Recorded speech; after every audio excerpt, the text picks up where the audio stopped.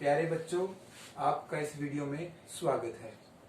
आज हम class +2 commerce subject economics second chapter को डिस्कस करेंगे। इससे लास्ट क्लास में हमने फर्स्ट चैप्टर डिस्कस किया है। चैप्टर का नाम है central problem of A economy, की अर्थव्यवस्था में जो केंद्रीय समस्याएं हैं वो कौन कौन सी हैं, अब उनके बारे में हम जानेंगे। वैसे इकोनॉमिक्स का मीनिंग हम लास्ट क्लास में एक मॉडल के माध्यम से जान चुके हैं, जिसका सभी यही कहते हैं इकोनॉमिक्स ये होती है सिर्फ पैसा कमाना। क्योंकि हमें उस मॉडल में ये देखा था कि किसान पैसे कमाने के लिए कड़ी धूप में काम कर रहा है, एक मजदूर फैक्ट्री में पैसे कमाने के लिए कड़ी मेहनत से काम कर रहा है, एक शॉपकीपर शॉप में बैठकर गुड्स और सर्विस दे रहा है सिर्फ पैसे कमाने के लिए। इसी तरह अब इकोनॉमिक्स जो पैसा कमाने की होड़ सभी में लगी हुई है, तो वो प्रॉब्लम क्या आ रही है कि पैसा क्यों नहीं कमाया जा रहा लोगों को, तो उसके बारे में हम वन बाय वन करके पढ़ेंगे। तो आर्थिक समस्या क्या है, मैंने यहाँ भी एक चार्ट बना रखा है। ये बहुत सारे व्यक्ति हैं, 1 2 3 4 5 6 7 8 9 10। अब ये कहोगे सर ऊपर वाले तो पतले हैं और नीचे वाले मोटे हैं, तो भाई सभी मोटे और सभी पतले नहीं होते, सब इक्वल नहीं होते, कोई मोटा होता तो कोई पतला होता है।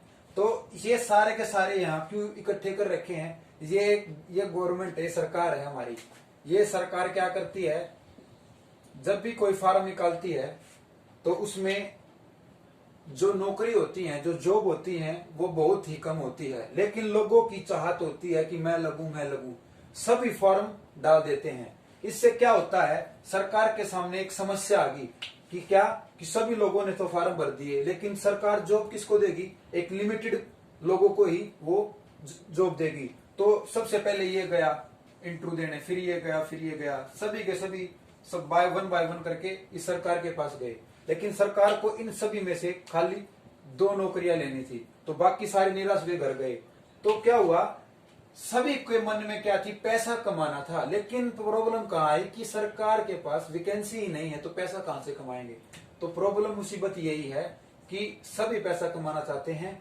तो इसके कारण सबसे पहला कांड क्या है, अनलिमिटेड वांट्स, मतलब सभी की असीमित आवश्यकताएं हैं कि हर व्यक्ति नौकरी लग के विदेश घूमना चाह रहा है, कोई गाड़ी खरीदना चाह रहा है, कोई कुछ, मतलब सभी व्यक्ति की अनलिमिटेड वांट्स हैं। तो पहला पॉइंट हमारा क्लियर है, क्योंकि सभी व्यक्तियों को नौकरी चाहिए लेकिन सरकार नौकरी नहीं दे सकती सभी को। सेकंड पॉइंट है सेकेयर, यानी दुर्लभ। अब एक बात बताओ, डिमांड तो सभी लोगों को है नौकरी की, लेकिन सरकार जो इसको डी को हम डिमांड बोलते हैं यानी मांग, और इसको बोलते हैं सप्लाई यानी पूर्ति।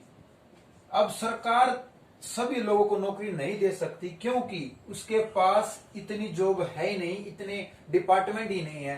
तो ये हमारा बोला जाता है सेकेयर। ये मैंने एक थोड़ा सा हिंट दिया है आसान वे में, एग्जाम्पल के माध्यम से। इसका मीनिंग ये है कि एक निश्चित समय में, यानी एक पर्टिकुलर सर्टेन पीरियड में एक व्यक्ति की जो डिमांड है वो ज्यादा है और उसकी सप्लाई क्या है, कम है। इसी कारण अब वो दुर्लभ है, मजबूर है, क्या करे, ठीक है। अब नौकरी नहीं है तो क्या करेगा, भूखा मरेगा, भूखा, या फिर कहीं मजदूरी करेगा, दोनों बात है। लेकिन नौकरी उसको मिल नहीं सकती क्योंकि डिमांड उसकी नौकरी की, लेकिन सप्लाई क्या कम है। थर्ड पॉइंट है अल्टरनेटिव प्रयोग। अब इसका एक एग्जांपल लेते हैं कि क्या एक किसान के पास एक खेत है, ये खेत है। अब उसके मन में 2 क्वेश्चन आए, वो सोचता है कि मैं गेहूं उगाऊं, व्हीट उगाऊं या फिर राइस। वो दोनों को कंपैरिजन करके देखता है और देखता है कि मेरी प्रॉफिट मुझे कहां से मिल रहा है। हो सकता है अल्टरनेटिव यूज का मतलब यह है कि उसे गेहूं उगाने में आसानी हो या फिर चावल उगाने में आसानी हो।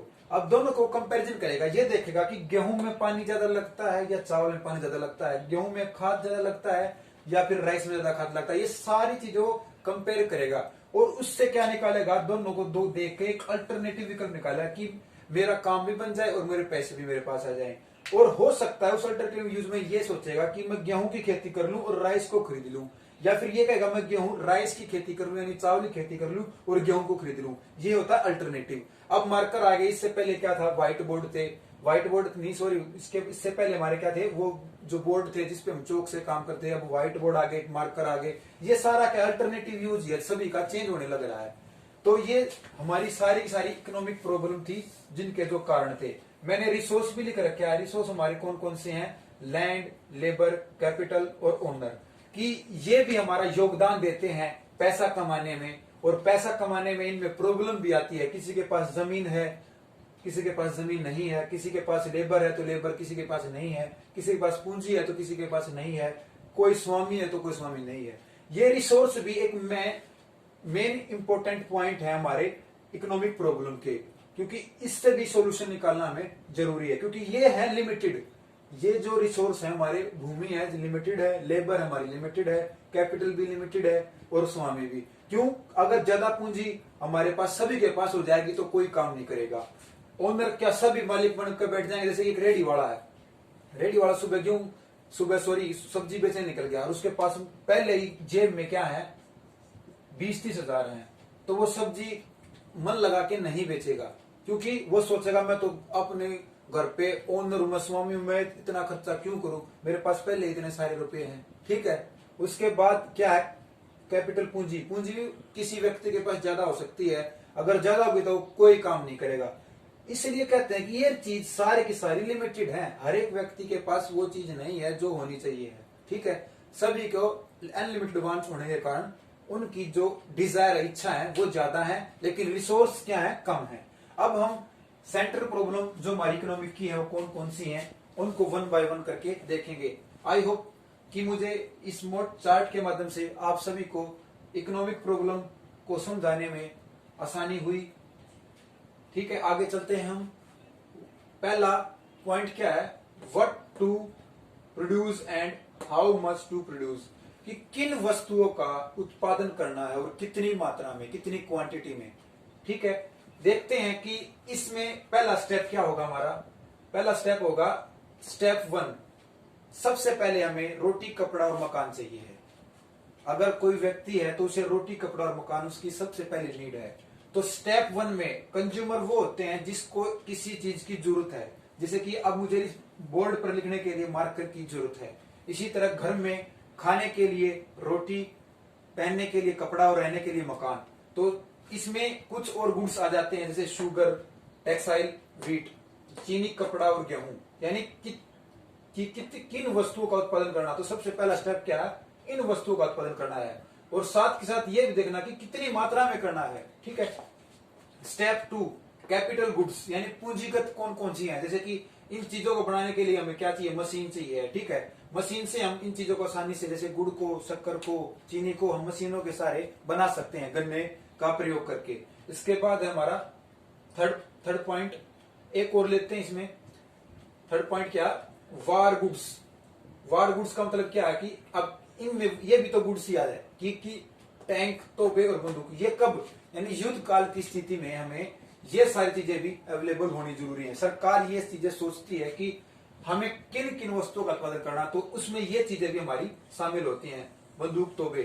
क्या घर में इन चीजों की जरूरत है? नहीं है, ये सरकार को जरूरत है। सरकार सोचती है कि क्या पता कब कौन सा देश हमारे देश पे आक्रमण कर दे, तो हमारे पास एक गुड्स या फिर इनको मटेरियल कुछ भी बोल सकते हैं, ये हमें इनका प्रोडक्शन करना हमें जरूरी है।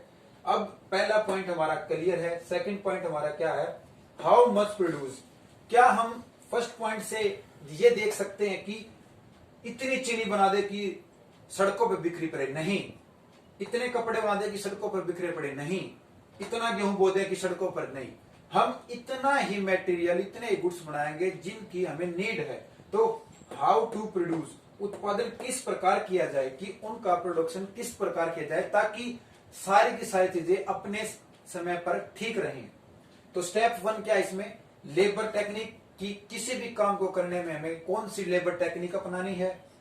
स्टेप 2 कैपिटल टेक्निक, कि किसी भी काम को करने में कैपिटल टेक्निक अपनानी है। हो सकता है स्टेप 1 में हमें लेबर की ज्यादा और कैपिटल गुड्स की, हमें टेक्निक की हमें कम जरूरत हो। कैपिटल टेक्निक में हो सकता है मशीनें, और लेबर्स में हमारा हो सकता है मजदूर, कि किसी भी स्टेप में हमें मजदूरों की ज्यादा है और किस स्टेप में हमें मशीनों की ज्यादा है। तो इसका एग्जांपल लेते हैं शूज और वीट्स। हो सकता है जूते बनाने के लिए हमें बहुत सारे लोगों की जरूरत है, मशीनों या फिर मशीनों की जरूरत है। इसी तरह गेहूं को उगाने में हमें क्या पता बहुत सी मशीनों की जरूरत है या लोगों की जरूरत है। तो हाउ टू प्रोड्यूस का मतलब है कितना उत्पादन किया जाए और कितना किया जाए, ये ध्यान रखना है कि कैसे करना है, वो हमें मशीनों के माध्यम से करना है या फिर लेबर के माध्यम से करना है। तो इसका लास्ट पॉइंट है वो देखते हैं।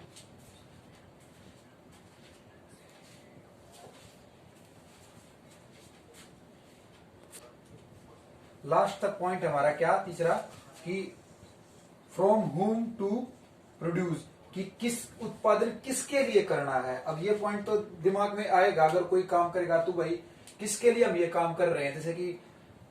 जैसे कि मैं अब फिलहाल किसके लिए काम कर रहा हूं, आप सभी के लिए, जो बच्चे पढ़ने की इच्छा रखते हैं और पढ़ने में अग्रसर हैं, आगे हैं। तो मेरा मन करा कि मैं यूट्यूब के माध्यम से आप सभी को पढ़ाई कराऊं।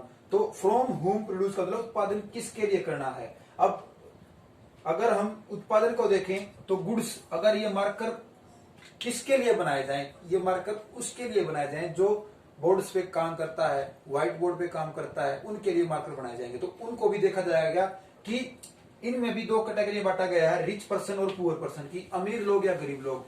हो सकता है कि कोई गुड्स गरीबों को देख के बनाया जाए, हो सकता है कोई गुड्स अमीरों को देख के बनाया जाए। तो ये अनइक्वालिटी होती है, असमानता। ये सबसे बड़ा कारण है हमारा उत्पादन किसके लिए किया जाए। सेकंड पॉइंट हमारा फंक्शनल डिस्ट्रीब्यूशन, कि कार्य के हिसाब से किसी को बांटना, लैंड, लेबर और कैपिटल। तो अब हम देखते हैं कि हमें सेंटर प्रॉब्लम जहां तक इस मॉडल के माध्यम से या चार्ट के माध्यम से हमें लगता है कि कुछ ना कुछ तो समझ में जरूर आया होगा। ठीक है, तो आगे चल के हम इसका नेक्स्ट पार्ट देखेंगे।